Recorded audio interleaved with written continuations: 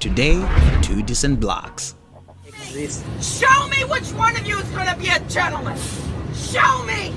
Are there no gentlemen left in this? Out of the way. No, don't touch me. This is what happens when you're being nice. Move. I have a right not to be touched. And you have the space to move. Where do people get all these rights? I want to go to that place and take some for myself. The way she knows that, she knows what she's doing. That's a tough one. I'd say when it goes against probably. These men, these boys that are talking here, they are the actual toxic males. If you don't know what you're talking about, don't say anything. Why? I also wonder, why is there no toxic femininity? There is this trend of condemning particular groups of people for behavior that is universal, as if that behavior is exclusive only to that group. Defenses they use for things like racism to say a black person cannot be racist to a white person, meaning the black person is the minority and the white person is the majority with the privilege. So therefore, even if a black person is being toxic in some way, it doesn't or matter racist or racist, right? It doesn't matter because he's not of a privileged group. The same way that females can get a pass for being toxic to males. Yeah, because you see, women can also be overly aggressive. Overly domineering, or even violent. Yeah. So, but why don't we call them toxic females? No, but we call them boss babes. Check the mic and make sure it sound right, boys.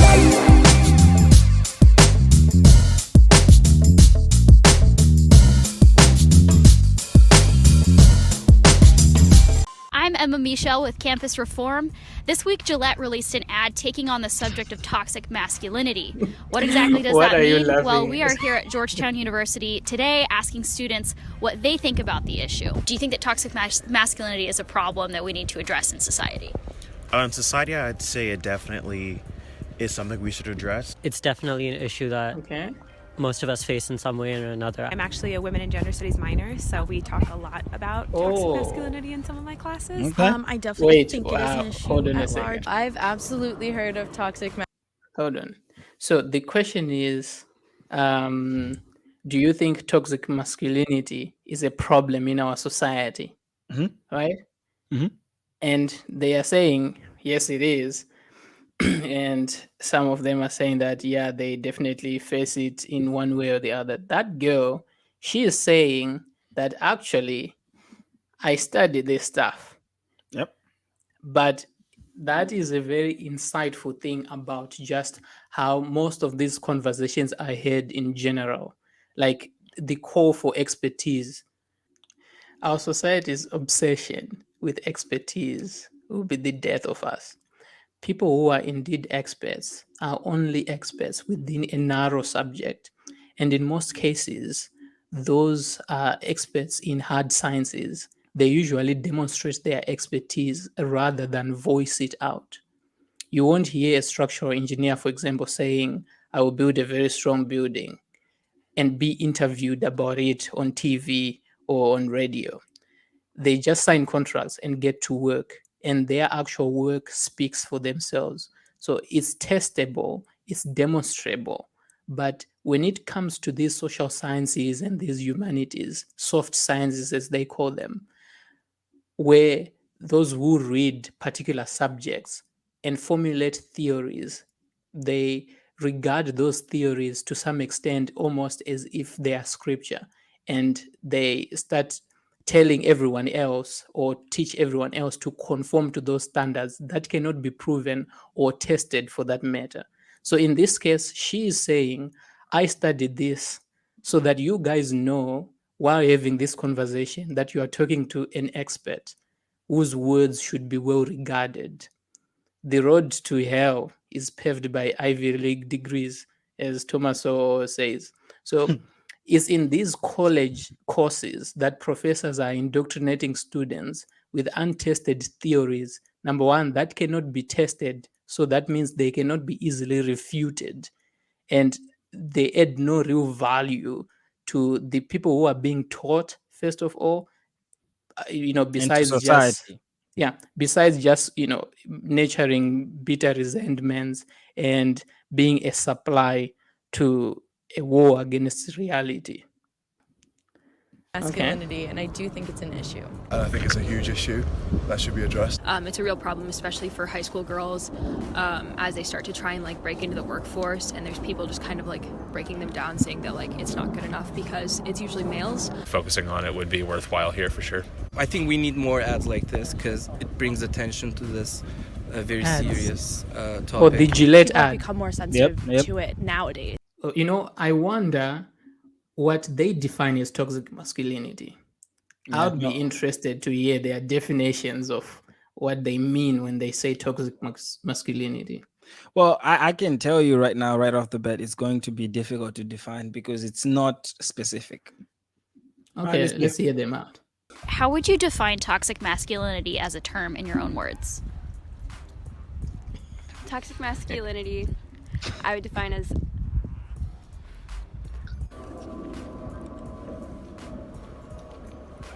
There isn't a sort of logic to it. Pause I it. feel like it's more just shredding your stuff and being manly beyond there being a point to be. I don't really know. The idea that men have to be a certain way, dominant, physically imposing and all, and to the extent where dominant and physically imposing. And by that definition, constructs every WWE star is a toxic male. Every man who The Rock is a toxic male. Very toxic. not necessarily conducive to building strong relationships between different members in communities. Toxic masculinity could be like really anything. Anything Could that, be like, anything. Wait, this one got it right. Females. Yep. I guess maybe I would say just guys being expected to behave a certain way. And Ooh, that's a tough question. I would say maybe the persistent reinforcement that like being a man means a certain thing. I guess just kind of the societal ideas of what it means to be masculine has kind of it's kind of become something so large that it's become very toxic. The idea that you have to conform to traditional notions of what it means to be a man. If you had to draw the line somewhere. All right. So, and this is something I kind of hear most of the times when people say the traditional notions of being a man, just like our expert here said. Remember, this is the girl that has the political science as a major. She's at least weighing in. Women's studies and gender studies or something. Exactly. So, and this is very fascinating. This is actually on a college campus. And I've seen this even in the ghetto, even in different, demographic places and people and all that type of stuff, that most women seem to want to go against traditionalism when it doesn't benefit them. And only when it benefits them, they are for it. Yeah. Take a case in point, like in this case, if traditionally men seem to have some sort of upper hand over women in some way, we hear them oppose it because they want equality or they want us to be treated the same, which is modern. Then it comes to things like, oh, it's fine. You get on a date with a guy and they want you to pay, for example. Yeah. Why? Because you're the man. And that is traditional. So are you for traditionalism or are you for being modern? And don't just pick and choose when it benefits you. Yeah, the ideas are internally contradictory. They cannot coexist. And people don't seem to know. Between what's toxic masculinity and what's just normal masculinity. How would you do that? Where do we draw the line? I think it's a very gray line. Yeah. Not. It is a gray line. Easily distinguish.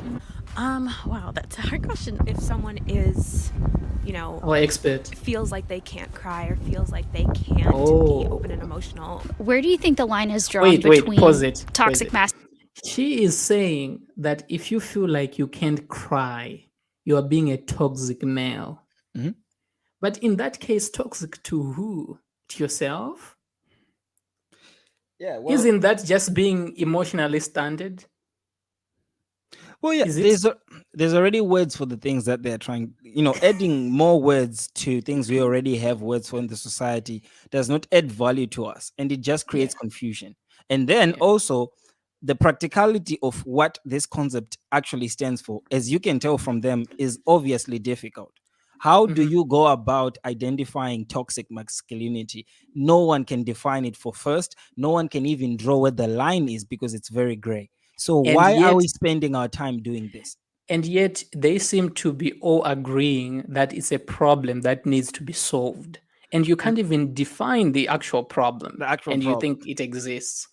I think we are living in a very great time where our problems are gray and very difficult to, because I can tell you, back in the times when the Hitlers of the world were there and poverty was a lot more there, hunger and famine, it was easy to Yeah. define and point out to a problem, and you could tell when it was solved and fixed. Yeah, they are manufacturing problems. So, They manufacture especially these kinds of problems that you cannot tell whether they are solved or not, they're so solved that or not. they continues to be a struggle, something for them to Exactly. fight. Okay, Yeah. play it. Let's Masculinity and just regular male behavior. That's a tough one. Yeah, listen. I would want to go. Look at this lady. I want you to see her again when she asked this question. When Okay. she and this girl is like, it's a tough one. The way Okay, she she was nods like, her head, the way she nods her head, she knows what she's doing. That's a tough one. I'd say when it goes against probably what people might say about you is the main drive and you acting that sort of way. I feel like that is probably when toxic Really? masculinity comes into play. Come on, Maybe bruh. you draw You know the what? line at a I have a place where theory somebody- here. Indulge me in this theory of mine. Okay. These men, these boys that are talking here, they are the actual toxic males. Why? Because they don't know what they're talking about. What's more toxic than that? Just rambling. That is a big problem. We have people with opinions, but with very little knowledge. Obviously, they've Yeah. demonstrated it. If you don't know what you're talking about, don't say Yeah. anything. And the other thing is there is a bandwagon effect happening that I'm not entirely sure that these college students really believe what they're saying, but they feel like they have to say that. Because everyone says it and believes it. Especially because they are being asked this question by a girl. So now she can say toxic masculinity, what's that nonsense? Everyone will call you a misogynist, a sexist. So just to avoid the smoke, you just say, yeah, okay, toxic masculinity is there, but we're not going to do that. They can do that. That's why I'm calling them toxic males. I'll be willing to hear, especially him, when he's in the dorm with these guys. Do they actually discuss toxic masculinity and say, boys, we really need to get this under control? It's things, you see, they are fleeting theories. It's unprovable. It's nothing. You see, there are conversations that we call conversations about nothing, discussions about nothing. Fruitless. Toxic masculinity is a word that is used to substitute for thinking. And also, if we say someone is selfish and we call them a toxic masculinity, that a toxic masculine, whatever, Toxic male. person. Yeah, a toxic male, sorry. That's just one word we can use even for a female. We can interchangeably say a female that is exhibiting the same characteristics is also toxic. All right, which is why I also wonder, why is there no toxic femininity? Do we only have the monopoly on basically being toxic as people, as men? Sorry. You are exactly right. What I have noticed, there is this trend of condemning particular groups of people for behavior that is universal, as if that behavior is exclusive only to that group. What I mean is, there seems to be a strong need to demonize groups that are perceived to be in positions of power by attributing bad behavior common to all human beings as a whole, as if it's only done by those groups. I'll give you an example. This one is out of the scope of what we're talking about. But for example, when they say billionaires and large corporations are greedy, as if only billionaires and corporations are capable of greed, right? Or when they say this one is a big one. When they say the United States original sin is slavery, as if it only happened in the United States, or it was only perpetrated by white people on black people. When we know for a fact that every race on every continent participated in slavery. But you see, in the definition of toxic masculinity, that is actually a dictionary one, and one that is given by psychologists and other people who claim to be experts in this nonsense area. You see that in the definition, right? There are words like use of aggression, violence, domineering, etc. This is behavior that is generally illegal if it causes harm or danger to other people. Yeah. Because even our laws acknowledge that this is behavior that we don't want to accept. So but we need extra gender studies that will come in and try to say this behavior is wrong. We already have ruled it out as wrong as a society. And then the other thing, to support what you were saying, sorry to kind of cut you off, is you even find that the same defenses they use for things like racism, to say a black person cannot be racist to a white person, meaning the black person is the minority and the white person is the majority with the privilege. So therefore, even if a black person is being toxic in some way, it doesn't or matter racist or racist, right? It doesn't matter because he's not of a privileged group. The same way that females can get a pass for being toxic to males. Yeah, because you see, women can also be overly aggressive. Overly domineering, or even violent. Yeah. So but why don't we call them toxic females? No, but because we call them boss babes. Yeah, we do. And I think men are actually now starting to clap back. But it's the common deflection tactic of saying, I can be toxic because I'm disadvantaged. According to who? Yeah. And how do we measure that? Right. Yeah, it's hogwash. But I think we've exhausted it. Actually, let's try to ask the audience, what do they think of this behavior? Yeah. Does toxic masculinity exist? Show me which one of you is going to be a gentleman.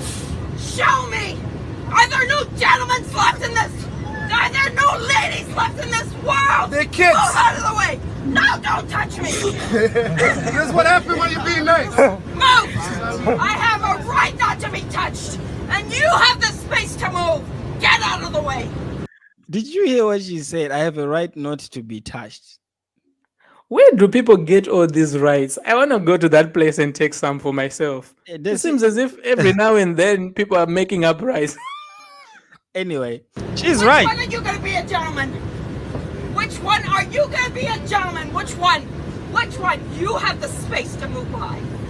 Think about this. Let's flip the sexes. This is a man standing here asking which one of you is going to be and I'm trying to let's try to paint this in a way that it's realistic. Let's say it's actually an older man. He's maybe 70 years old. He's standing up, and this is a bus filled with women. And in some way, let's say they're younger women, right? You can actually say he does have the right to ask, hey, can someone give me a seat, right?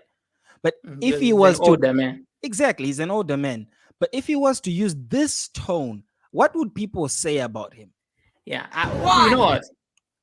Just to be direct and to level the playing field here.